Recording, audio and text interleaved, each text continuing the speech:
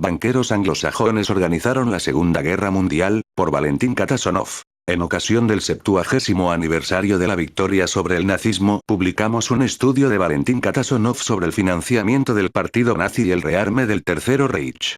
El autor se basa en documentos publicados en 2012 que confirman que banqueros estadounidenses y británicos organizaron la Segunda Guerra Mundial, con la complicidad del presidente de Estados Unidos Franklin Roosevelt y del primer ministro británico Neville Chamberlain, y con la esperanza de acabar con la Unión Soviética. Este estudio sugiere una serie de interrogantes que serán objeto de un próximo artículo. De izquierda a derecha, Hjalmar Schacht, ministro de Economía de Hitler, con su buen amigo Montagu Norman, gobernador del Banco de Inglaterra de 1920 a 1944. Según los documentos del Banco de Inglaterra revelados en 2012, el oro de Checoslovaquia había sido depositado en Londres en una subcuenta a nombre del Banco de Pagos Internacionales, BPI. Cuando los nazis entraron en Praga, en marzo de 1939, de inmediato enviaron soldados al Banco Nacional. Los administradores recibieron orden, bajo amenaza de muerte, de emitir dos órdenes de transferencia. La primera ordenaba al BPI transferir 23,1 toneladas de oro de su subcuenta checoslovaca en el Banco de Inglaterra a la subcuenta del Reichsbank, también en el Banco de Inglaterra. La segunda orden encargaba al Banco de Inglaterra transferir unas 27 toneladas de oro del Banco Nacional de Checoslovaquia a la subcuenta del BPI en el Banco de Inglaterra. La Segunda Guerra Mundial no fue provocada por un rabioso Führer que se había apoderado de Alemania. La Segunda Guerra Mundial es obra de una oligarquía mundial, o más exactamente de los plutócratas anglo-estadounidenses. Utilizando instrumentos como la Reserva Federal de Estados Unidos y el Banco de Inglaterra, esos elementos comenzaron a preparar el siguiente conflicto de envergadura planetaria inmediatamente después de la Primera Guerra Mundial. Su blanco era la Unión Soviética. Los planes Dawes y Young, la creación del Banco de Pagos Internacionales, BPI, la suspensión del pago por parte de Alemania de las reparaciones de guerra previstas en el Tratado de Versalles y la aceptación de aquella decisión por los ex aliados de Rusia, las masivas inversiones extranjeras en la economía del Tercero Reich, la militarización de la economía alemana y las violaciones del Tratado de Versalles son etapas en el camino que conduce a la guerra. Detrás de aquel complot se hallaban personajes claves. Los Rockefeller, los Morgan, Lord Montagu Norman, gobernador del Banco de Inglaterra, y Hjalmar Schacht, presidente del Reichsbank y ministro de Economía del gobierno de Hitler.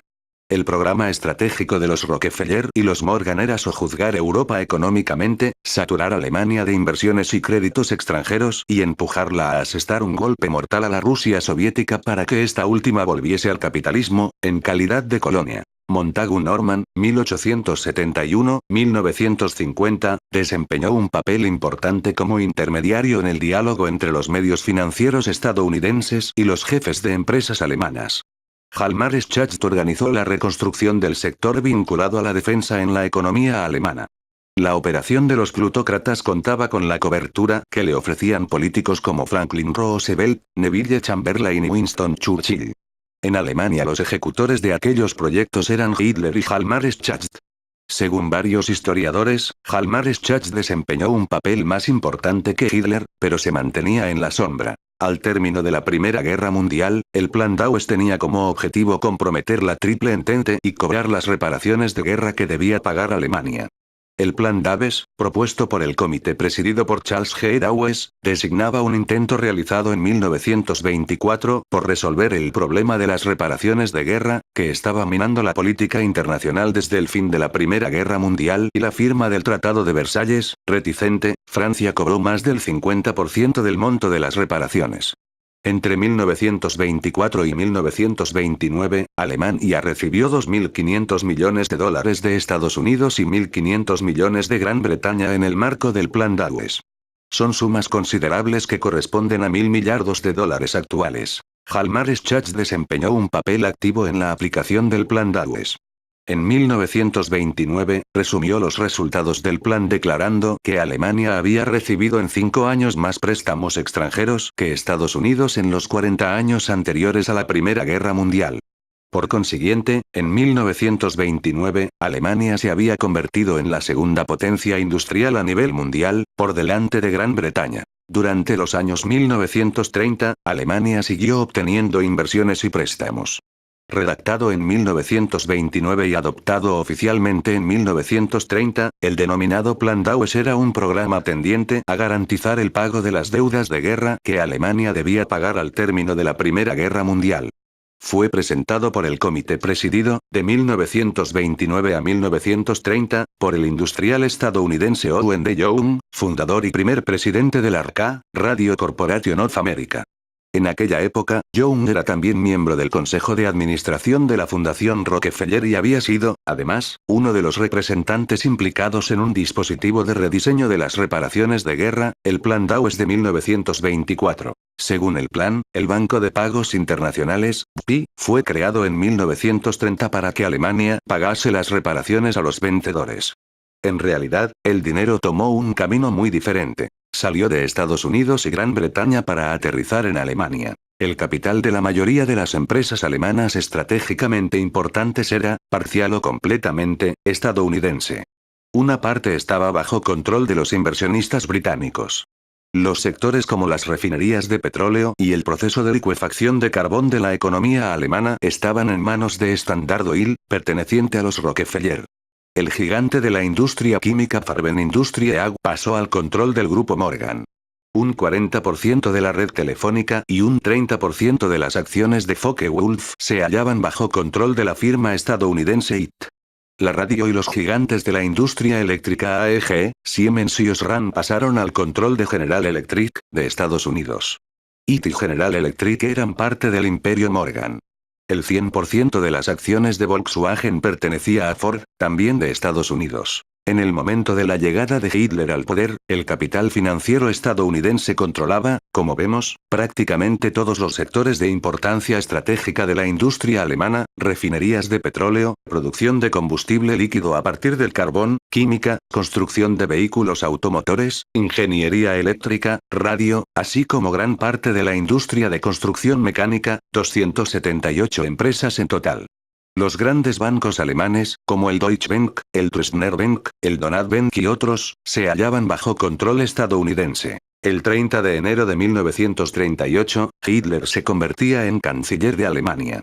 Pero antes, los banqueros estadounidenses habían estudiado muy cuidadosamente su candidatura. Hjalmar Schacht había viajado a Estados Unidos durante el otoño de 1930 para hablar de aquella nominación con varios colegas estadounidenses. La designación de Hitler fue aprobada finalmente durante una reunión secreta de personalidades de las finanzas en Estados Unidos. En 1932, Schacht pasó todo el año convenciendo a los banqueros alemanes de que el mejor candidato al cargo de canciller era Hitler. Y lo logró. A mediados de noviembre de 1932, 17 de los más poderosos banqueros e industriales alemanes dirigieron al presidente Hindenburg una carta exigiéndole que nombrara canciller a Hitler. La última reunión de trabajo de los financieros alemanes previa a la elección tuvo lugar el 4 de enero de 1933 en Colonia, en la residencia del banquero Kurt von Schröder. El partido nazi llegó al poder inmediatamente después. Las relaciones financieras y económicas de Alemania con los anglosajones se hicieron entonces aún más estrechas. Hitler anunció inmediatamente su negativa a pagar las reparaciones de guerra. Puso en duda que Inglaterra y Francia pudiesen pagar sus propias deudas, acumuladas durante la Primera Guerra Mundial, a Estados Unidos. Se reunió con el presidente Franklin Roosevelt y con los grandes banqueros estadounidenses para pedir una línea de crédito por $1.000 millones. En junio del mismo año, Hjalmar Schacht viajó a Londres para entrevistarse con Montagu Norman. Los británicos accedieron a conceder un préstamo de $2.000 millones. No pusieron ninguna objeción en cuanto a la decisión de Alemania de suspender el pago de su deuda. Según algunos historiadores, Estados Unidos y Gran Bretaña se mostraron tan complacientes porque, desde 1932, la Unión Soviética había implementado su plan quinquenal de desarrollo económico tendiente a alcanzar nuevas metas como potencia industrial. En el sector de la industria pesada habían surgido miles de empresas y la dependencia de la URSS en materia de importación de productos industriales había disminuido considerablemente. Como consecuencia de ello, las posibilidades de estrangular económicamente a la Unión Soviética se habían reducido prácticamente a cero. Se decidió entonces recurrir a la guerra y, en función de ese objetivo, emprender la militarización acelerada de Alemania. Para esta última, la obtención de créditos en Estados Unidos no presentaba prácticamente ningún problema. Hitler había llegado al poder en Alemania casi al mismo tiempo que Franklin Roosevelt en Estados Unidos. Los banqueros que apoyaron a Hitler en 1931 son precisamente los mismos que apoyaron la elección de Roosevelt. Ya en el cargo, el nuevo presidente no podía hacer otra cosa que conceder generosos créditos a Alemania. Por cierto, muchos notaron la gran similitud entre el New Deal de Roosevelt y la política económica del Tercer Reich. No había en ello nada sorprendente ya que eran los mismos quienes estaban garantizando con sus consejos el salvamento de los dos gobiernos. Y representaban principalmente los medios financieros estadounidenses. El New Deal de Roosevelt no tardó en presentar problemas. En 1937, Estados Unidos se hundía en la crisis económica. En 1939, la economía estadounidense funcionaba a un 33% de su capacidad industrial, 19% en los peores momentos de la crisis registrada de 1929 a 1933. Rexford G. Tuwell, un economista del primer Brain Trust, un equipo de académicos de la Universidad de Columbia creado por Franklin Roosevelt, y que contribuyó a las recomendaciones políticas que condujeron al New Deal de ese presidente, escribía en 1939 que la administración había fracasado. La situación se mantuvo sin cambios hasta que Hitler invadió Polonia. Solo los poderosos vientos de la guerra podían disipar la bruma. Todas las iniciativas de Roosevelt estaban condenadas al fracaso. Lo único que podía salvar el capitalismo estadounidense era una guerra mundial. En 1939, los plutócratas recurrieron a todos los medios a su disposición para presionar a Hitler e incitarlo a desatar una guerra a gran escala en el este de Europa. El ya mencionado Banco de Pagos Internacionales, BPI, tuvo un papel importante en la Segunda Guerra Mundial. Verdadera cabeza de playa de los intereses estadounidenses en Europa, el BPI garantizaba el vínculo de las empresas de Estados Unidos y Gran Bretaña con las empresas alemanas. Era una especie de zona franca que protegía al capital cosmopolita ante iniciativas políticas, guerras, sanciones, etc. El Banco de Pagos Internacionales se creó bajo la forma de una entidad comercial pública. Su inmunidad ante interferencias gubernamentales y, por ejemplo, los impuestos, estaba garantizada por el acuerdo internacional firmado en La Haya, en 1930. Los banqueros de la Reserva Federal de Nueva York, muy vinculados a Morgan, a Montagu Norman, gobernador del Banco de Inglaterra, y a los financieros alemanes como Hjalmar Schacht, de quien ya hemos precisado que fue presidente del Reichsbank y ministro de Economía del gobierno de Hitler, Walter Funk, quien sustituyó a Hjalmar Schacht como presidente del Reichsbank, y Emil Pohl, desempeñaron todos un papel importante en la fundación del BPI.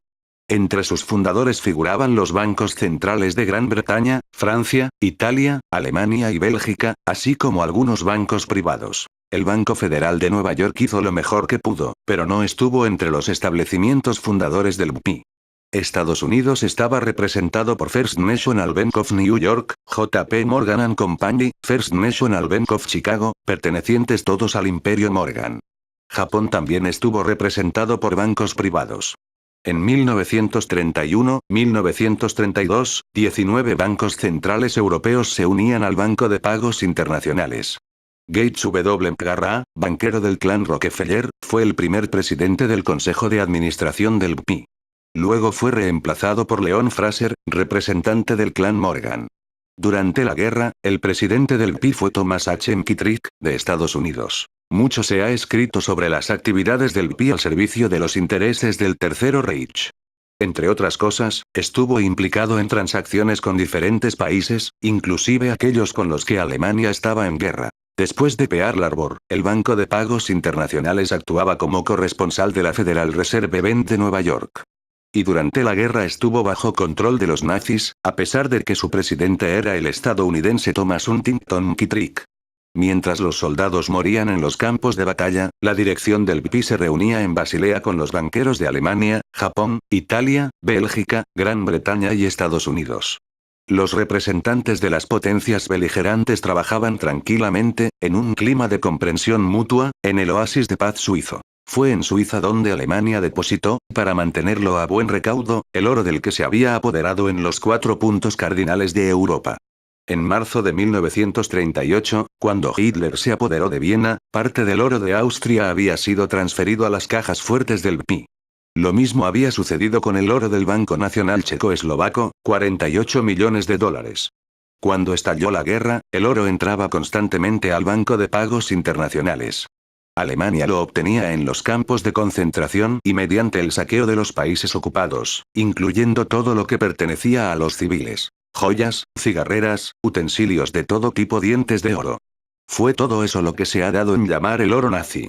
Se fundía en lingotes para almacenarlo en el Banco de Pagos Internacionales, en Suiza o fuera de Europa. En su libro Trading with the Enemy, An Expose of the Nazi American Money Plot 1933-1949, Charles Higham escribe que durante la guerra los nazis transfirieron 378 millones de dólares a las cuentas del Banco de Pagos Internacionales. Es importante mencionar el oro de Checoslovaquia. Algunas informaciones han salido a la luz después de la apertura de los archivos del Banco de Inglaterra, en 2012. En marzo de 1939, Alemania ocupaba Praga. Los nazis exigieron 48 millones de dólares de las reservas nacionales de oro. Se les respondió que aquella suma ya había sido transferida al Banco de Pagos Internacionales. Por orden de Berlín, el oro fue transferido a la cuenta del Reichsbank en el mismo Banco de Pagos Internacionales. Posteriormente, el Banco de Inglaterra estuvo implicado en las transacciones efectuadas por orden del Reichsbank al Banco de Pagos Internacionales. Aquellas órdenes se retransmitían a Londres. Por consiguiente, hubo complicidad entre el Reichsbank alemán, el Banco de Pagos Internacionales y el Banco de Inglaterra. En 1939 estalló un escándalo en Gran Bretaña cuando se supo que el Banco de Inglaterra ejecutaba las transacciones con oro checo según las órdenes no del gobierno checo sino de Berlín o de Basilea. Por ejemplo, en junio de 1939, 3 meses antes del inicio de la guerra entre Gran Bretaña y Alemania, el Banco de Inglaterra ayudó a los nazis a transferir hacia la cuenta de Alemania el oro equivalente a 440.000 libras esterlinas y a enviar parte del oro a Nueva York. Alemania garantizaba así la neutralidad de Estados Unidos en caso de intervención alemana en Polonia. Aquellas transacciones ilegales con oro checo se realizaron con el acuerdo tácito del gobierno de Gran Bretaña, que estaba perfectamente al corriente de lo que estaba sucediendo. El primer ministro británico Neville Chamberlain, el ministro de Finanzas Sir John Simon y los demás responsables británicos de alto rango hicieron todo lo posible por ocultar la verdad, recurriendo incluso a la mentira más descarada al afirmar que el oro había sido restituido a su legítimo propietario o que nunca había sido transferido al Reichsbank. Los documentos del Banco de Inglaterra publicados últimamente revelan los hechos y demuestran que los responsables gubernamentales mintieron, para protegerse a sí mismos y para encubrir las actividades del Banco de Inglaterra y del Banco de Pagos Internacionales. La coordinación de aquellas actividades criminales era un juego de niños ya que el director del Banco de Inglaterra Montagu Norman también presidía el Consejo de Administración del Banco de Pagos Internacionales. Por cierto, Montagu Norman nunca disimuló su simpatía por los fascistas. La Conferencia de Bretton Woods, oficialmente Conferencia Monetaria y Financiera de las Naciones Unidas, reunió a los 730 delegados de los 44 países aliados en el Hotel Mount Washington, en Bretton Woods, New Hampshire, Estados Unidos, con vista a regular la vida monetaria y financiera internacional al término de la Segunda Guerra Mundial.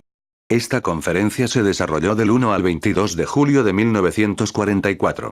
El Banco de Pagos Internacionales se veía repentinamente bajo los proyectores. Se decía que había colaborado con la Alemania fascista.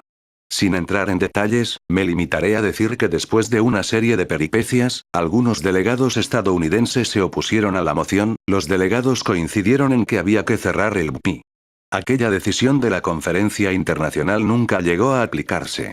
Se enterró todo lo que podía desacreditar las actividades del BPI durante la Segunda Guerra Mundial. Lo cual contribuye, aún hoy en día, a falsear la historia de la Segunda Guerra Mundial. Para terminar, vale la pena decirle unas palabras sobre Hjalmar Schacht, 1877-1970, el expresidente del Reichsbank y ministro de Economía del gobierno fascista de Alemania. En 1945, Schacht fue juzgado en Nuremberg pero resultó absuelto el 1 de octubre de 1946. Así escapaba a las acusaciones de asesinato. Por razones que nunca han sido explicadas, Hjalmar Schacht no figuraba en la lista de los principales criminales de guerra de 1945. Lo más interesante es que volvió a su vida profesional como si no hubiese sucedido nada y fundó la firma Schacht GmbH en Düsseldorf. Este detalle puede parecer insignificante. Pero confirma una vez más que los plutócratas anglo-estadounidenses y sus representantes plenipotenciarios en Alemania habían preparado y, en cierta medida, influido en todo el proceso de la Segunda Guerra Mundial. Ahora los plutócratas quieren reescribir la historia de la Segunda Guerra Mundial y modificar además sus resultados.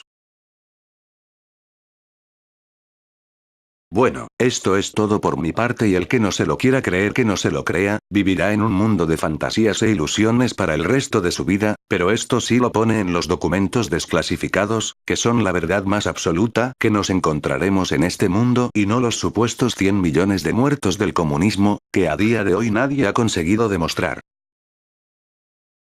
Y una cosa más, señores capitalistas. A ver si hablamos un poquito más de esto, de sus 320 millones de muertos que no reconocen ni aunque les pongas todos los datos delante de sus narices.